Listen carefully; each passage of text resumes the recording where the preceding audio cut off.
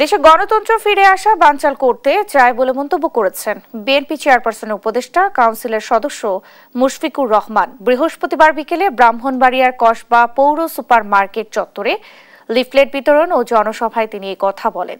মুশফিকুর রহমান বলেন, পিআর পদ্ধতি নয়, সরাসরি প্রতিনিধিত্বমূলক নির্বাচন চায় বিএনপি। তিনি আরো বলেন, পার্শ্ববর্তী দেশ বাংলাদেশের মঙ্গল চায় না, নিজেদের মঙ্গল নিজেদেরই চাইতে হবে, আর মঙ্গল আসবে সুষ্ঠু নির্বাচনের মাধ্যমে। গণতান্ত্রিক প্রতিষ্ঠান গড়ে উঠুক, গণতন্ত্র আসুক, যে জন্য আমরা সংগ্রাম করেছি। একদল চায় এটাকে বানচাল করতে। পার্শ্ববর্তী বড় দেশ আছে, তারা কিন্তু আমাদের মঙ্গল কামনা করে না। আজকে আমাদের মঙ্গল আমাদের চিন্তা করতে হবে, এবং সেই মঙ্গল আসবে একটা সুষ্ঠু নির্বাচনের মাধ্যমে।